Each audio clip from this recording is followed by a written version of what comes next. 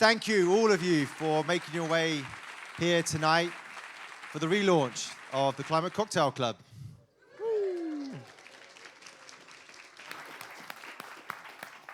Maybe just to start off with, could you raise your hand if this is your first Climate Cocktail Club?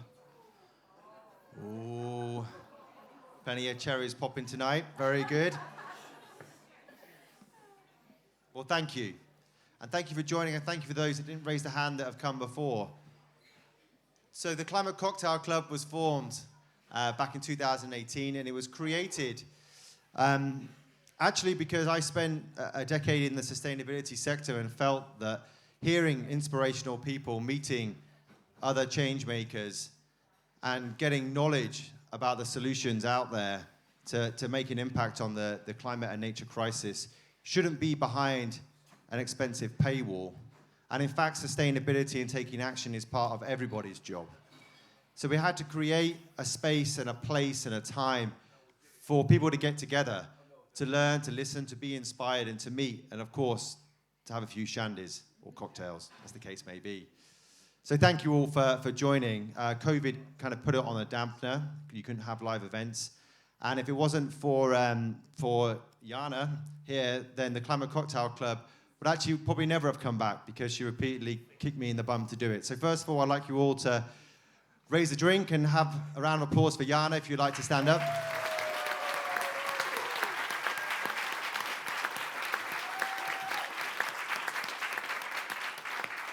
And of course, these events can't happen without the support of partners. We do this on a voluntary basis.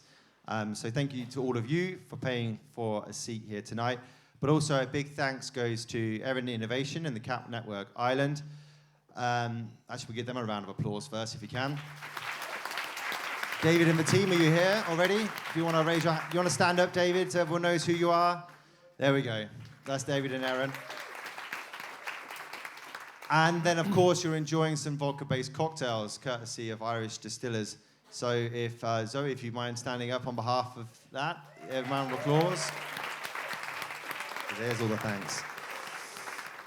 And then, of course, to our partner and co-curator, and I guess kind of part troublemaker slightly in this relaunch, which is GIY, Grow It Yourself.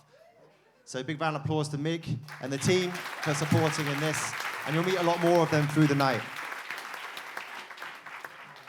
So for those of you that actually came to the previous Climate Cocktail Club events, showing a particular age now, we had a bit of a Fight Club moment in it all, where the first rule of Climate Cocktail Club was that you speak about Climate Cocktail Club. Then, of course, the second rule of Climate Cocktail Club is not that many people have watched Fight Club, have they? Jeez, little Wheezy. If old Braddy was here now, he'd be totally distressed. These things also happen because of sharing the word and communicating. So if all of you could please follow us, like us. I apologize in advance for my embarrassing social media posts, which Barry has cringed at, and my wife especially.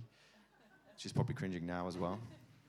But if you can, we're trying to create a movement, and we are planning to go back across the water to New York, to London, over to Cambridge, and there's been many other kind of cities that have reached out. So the more we can spread the word, the better. So please do take photos, post, and make sure you tag us and follow us. We have an absolute action-packed schedule tonight, and we're late, thanks to you guys enjoying the drinks and having a bit of chit-chat.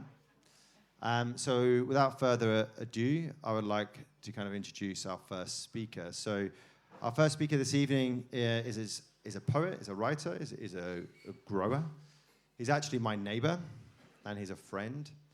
And he has helped teach me humility in growing myself. Actually, growing and probably less eating when I grow my own food, because not everything comes through, but also humility generally.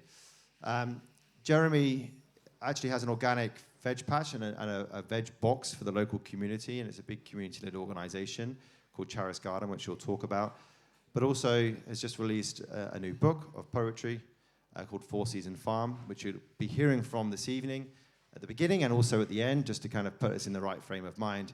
And you'll also have the chance to purchase a copy of that book and get it signed and meet Jeremy yourself as well. So without further ado, I'd like to introduce Jeremy Horwath to the stage.